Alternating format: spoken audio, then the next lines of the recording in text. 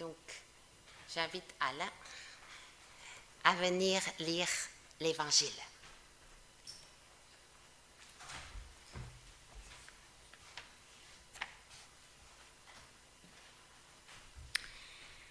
Jésus est en route avec ses disciples.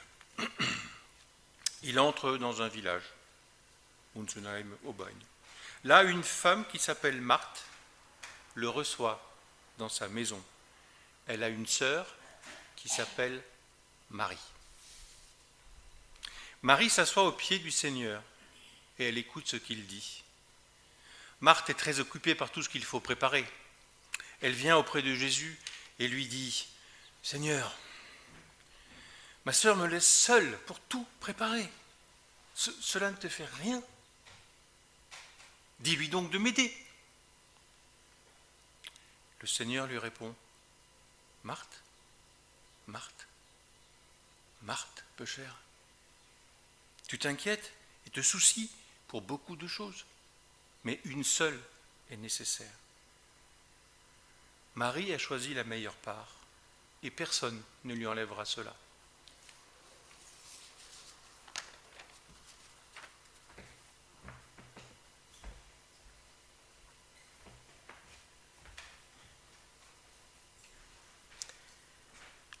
Alors, êtes-vous plutôt Marthe ou plutôt Marie? Dans laquelle de ces deux vous reconnaissez-vous personnellement? Et si vous deviez vous faire l'avocat de l'une ou de l'autre, qu'est-ce que vous diriez? Eh bien, je vous propose de prendre quelques instants avec votre voisin ou votre voisine par deux pour jouer ce jeu-là. Qu'est-ce que je peux dire pour défendre Marthe? Qu'est-ce que je peux dire pour défendre Marie? Comment est-ce que je comprends ce que fait Marthe? Comment est-ce que je comprends ce que fait Marie? Vous vous mettez par deux et vous avez vos arguments à échanger pendant quelques minutes.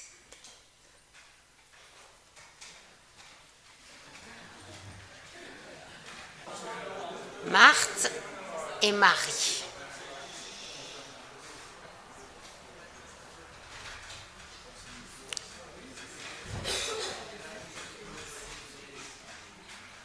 Elles n'ont pas fini de faire parler d'elles, ces deux-là. Alors, pour beaucoup de commentaires, à travers ce récit, il nous est demandé de pouvoir honorer aussi bien l'action que la prière. Peut-être que les uns ou les autres seraient plus doués pour l'un ou pour l'autre, ou peut-être que c'est quelque chose que nous devons vivre aussi chacun alternativement. Au cours des siècles, il y a aussi les plus spirituels qui n'ont pas manqué de souligner que, quand même, la meilleure part, c'est celui qui ne se salit pas les mains.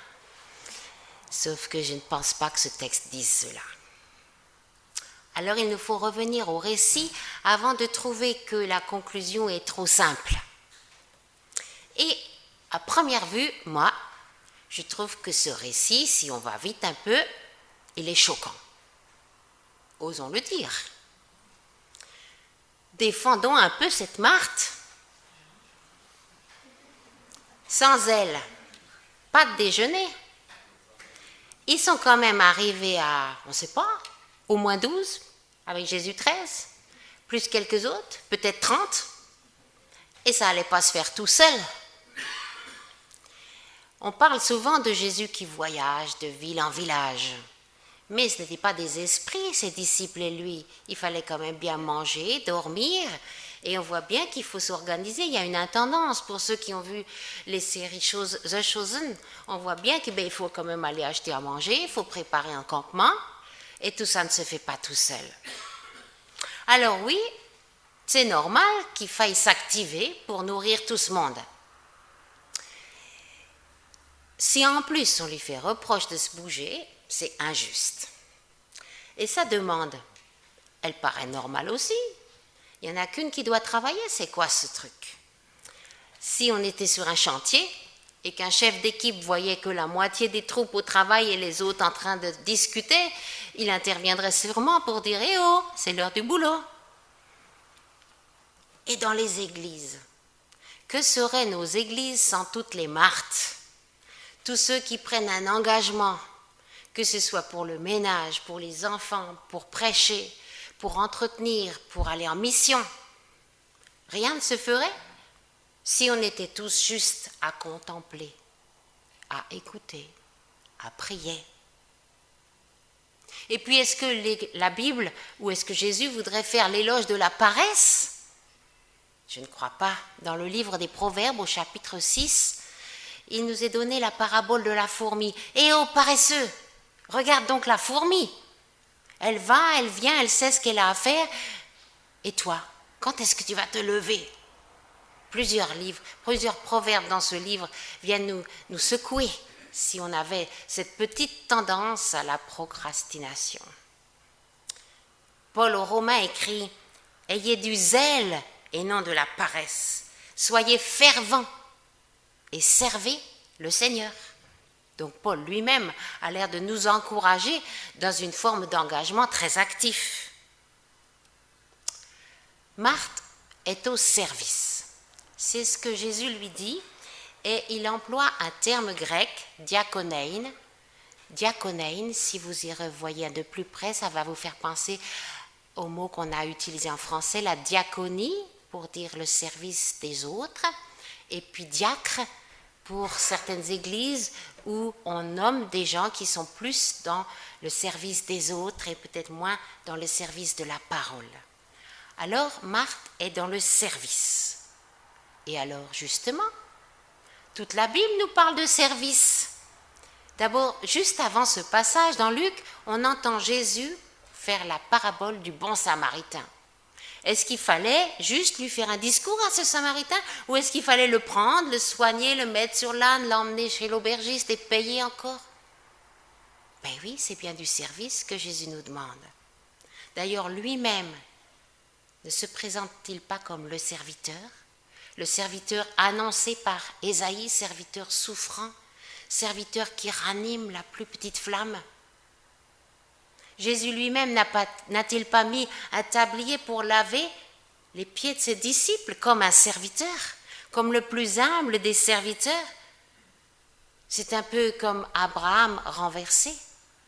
Ce n'est pas la Trinité des anges qui viennent et qu'il faut rafraîchir, c'est Jésus qui vient et qui prend soin de ses disciples. Ne nous montre-t-il pas là que c'est justement le service qu'il faut faire ? Et Paul, dans sa lettre aux Romains, chapitre 1, verset 1, ne commence-t-il pas sa fameuse épître par « Moi, Paul, serviteur de Jésus-Christ ». Alors oui, nous avons le droit légitimement de penser que dans la Bible, il faut être au service.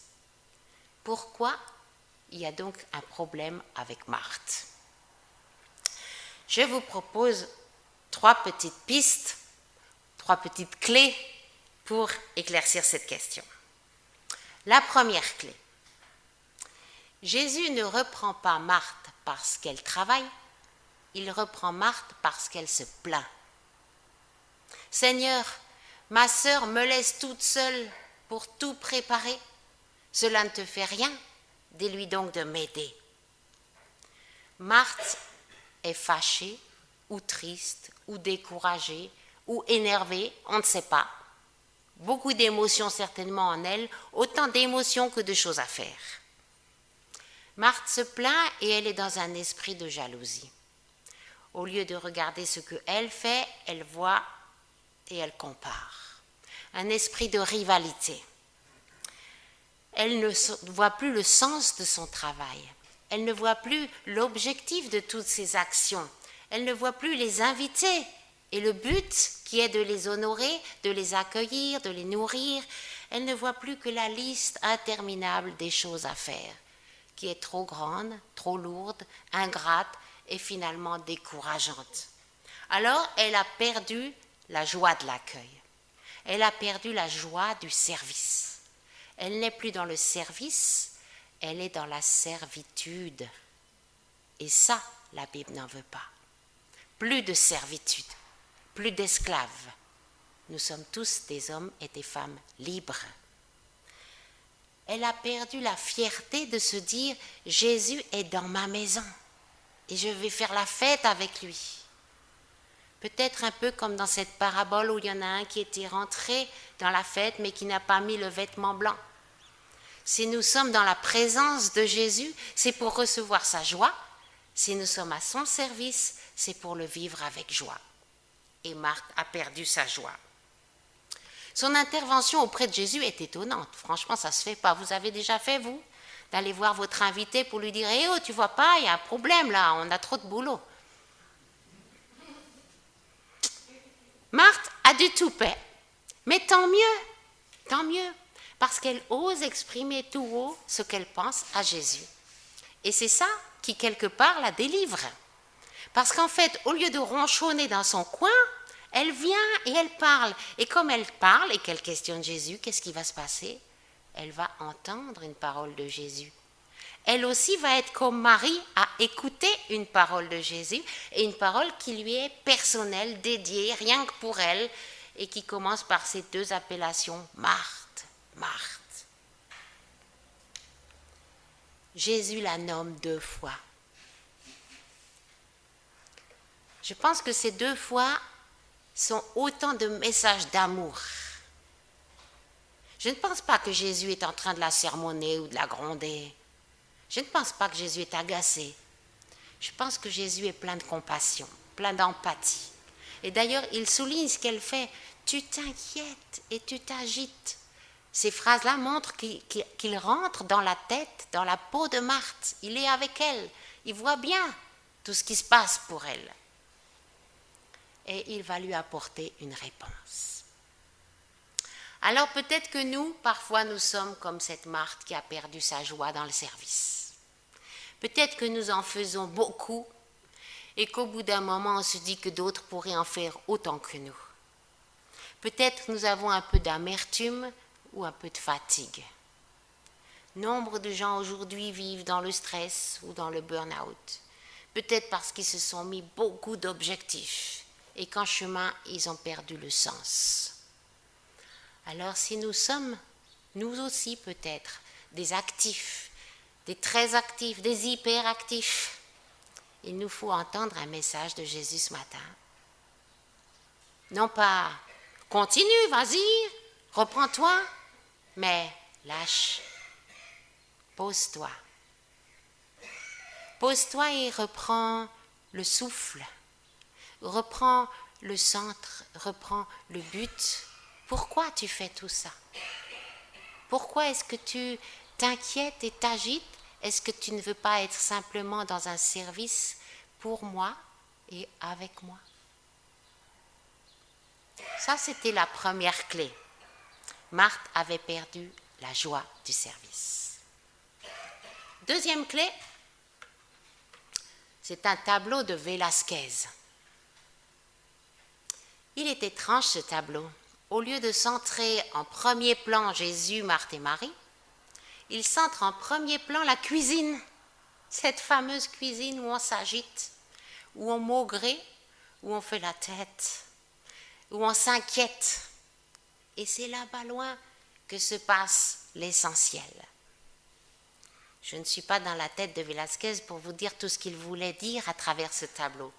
Mais on peut nous-mêmes en tirer quelques pistes.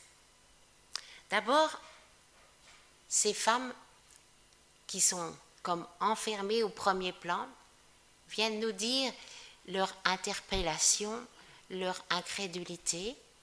Comment se fait-il que 2 autres là-bas sont aux pieds de Jésus? Comment est-ce possible? Et de ce fait, la deuxième clé que je vous propose, c'est le verbe choisir. Un verbe dans la Bible extrêmement fort.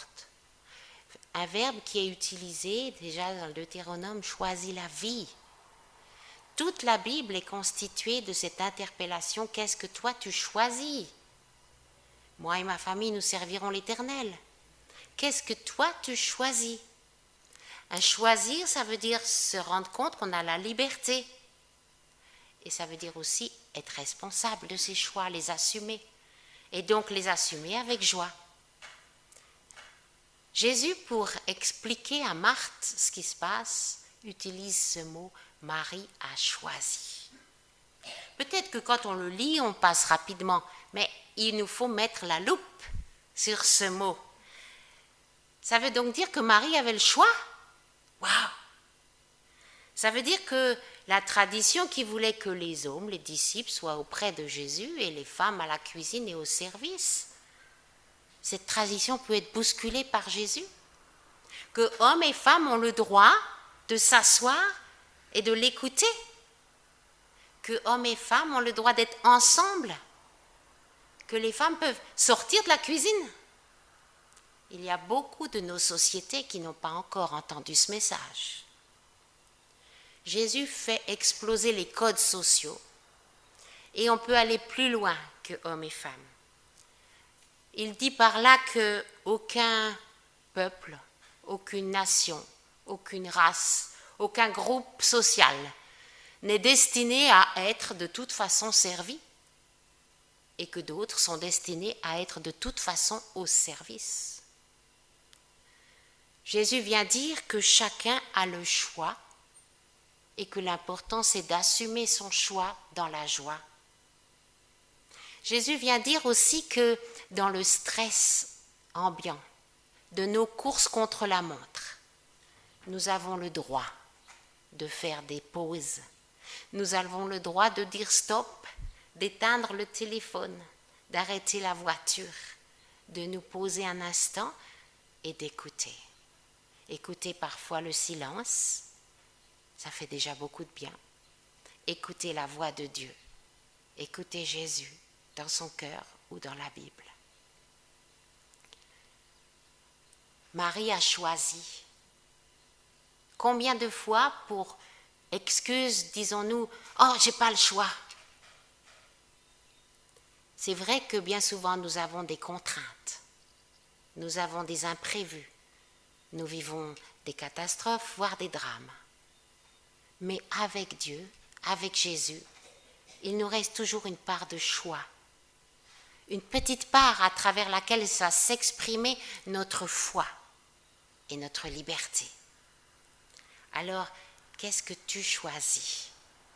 Pour ne pas rester les mains encombrées et l'esprit chagrin. Qu'est-ce que tu choisis pour regarder plus loin et plus haut, pour voir que ce que tu es en train de faire là participe au royaume de Dieu, pour voir que ton destin n'est pas tout tracé et enfermé, étriqué, mais que tu peux voir au-delà, parce que Dieu a un plan pour toi. Pour finir avec cette deuxième clé, je vous propose cette phrase écrite par saint Augustin. Marthe n'avait qu'un souci, comment nourrir le maître.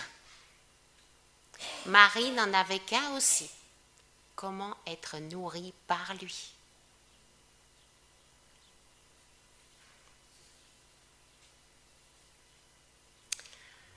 La troisième clé. Ma sœur me laisse seule, dit Marthe. Jésus a entendu cette phrase. Et on dirait qu'il fait un jeu de mots. Ça peut arriver. Dans le peuple hébreu, on aime beaucoup les jeux de mots.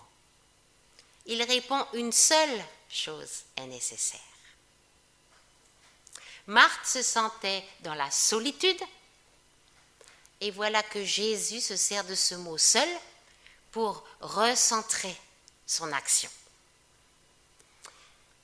Je rapproche cette affirmation de Jésus de ce premier constat que nous avons fait.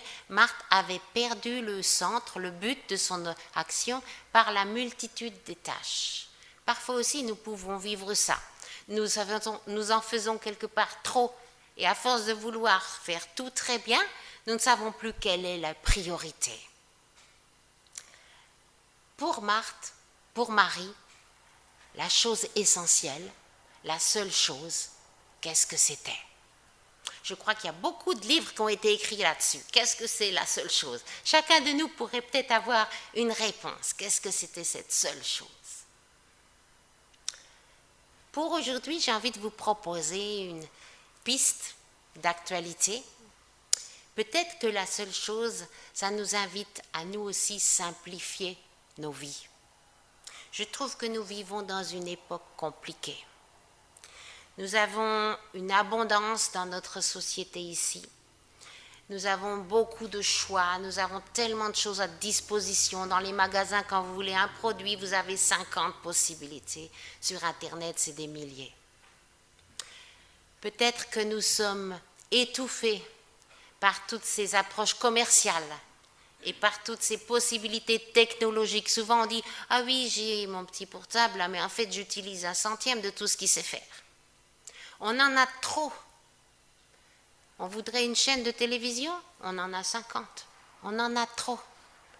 Les enfants voudraient jouer à un jouet, mais ils en ont 50. Avec lequel jouer? Peut-être qu'à travers une seule chose est nécessaire.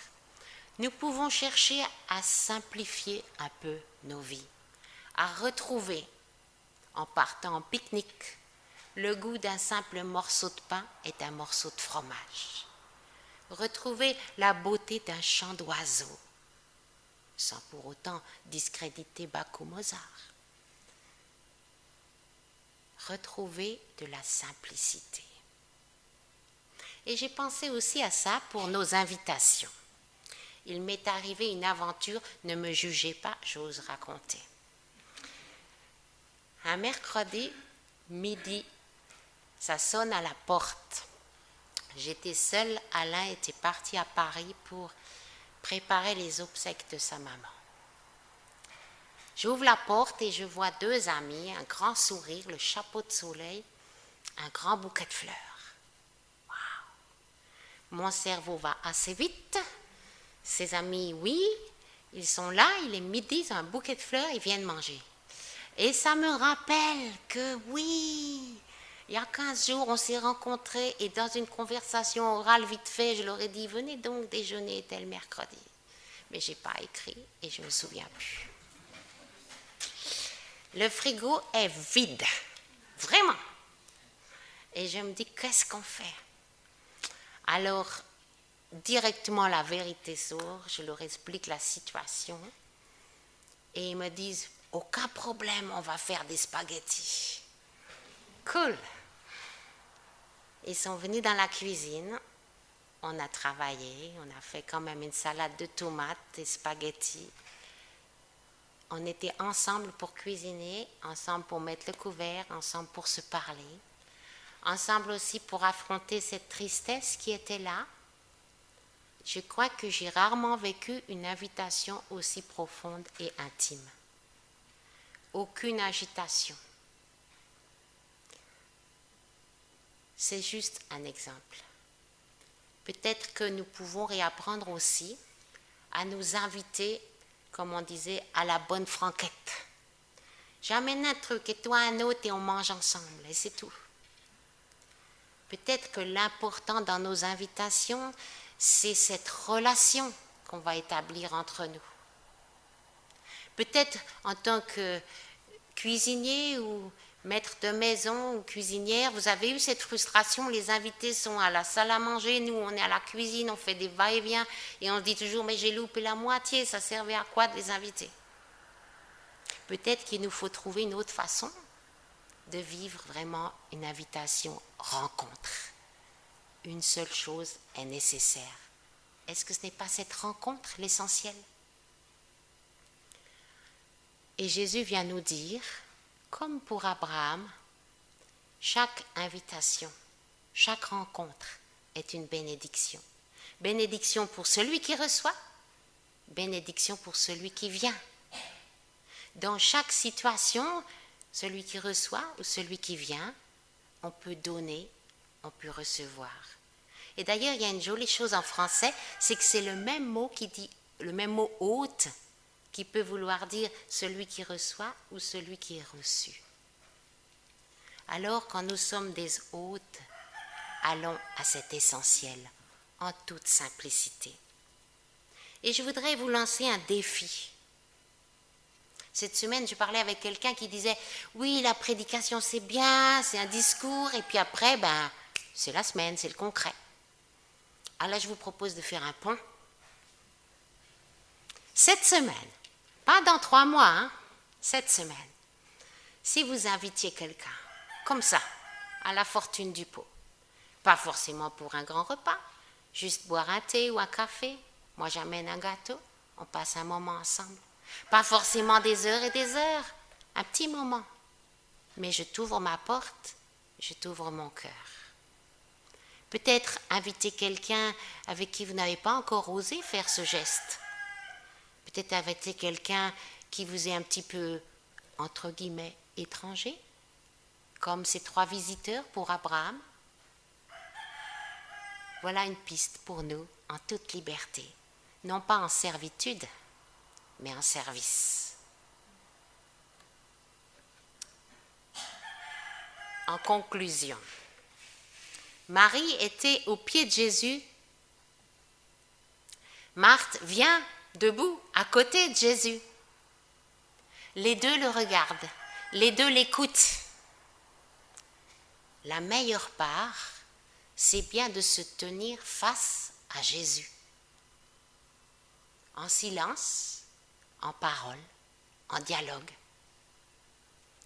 Alors, pour nous aussi, la meilleure part, c'est de sans cesse revenir à Jésus, qu'il soit le centre de nos vies. Nous travaillons et nous revenons à Jésus. Nous prenons soin des enfants et nous revenons à Jésus. Nous sommes au service et nous revenons à Jésus. Nous allons en visite à droite ou à gauche et nous revenons à Jésus.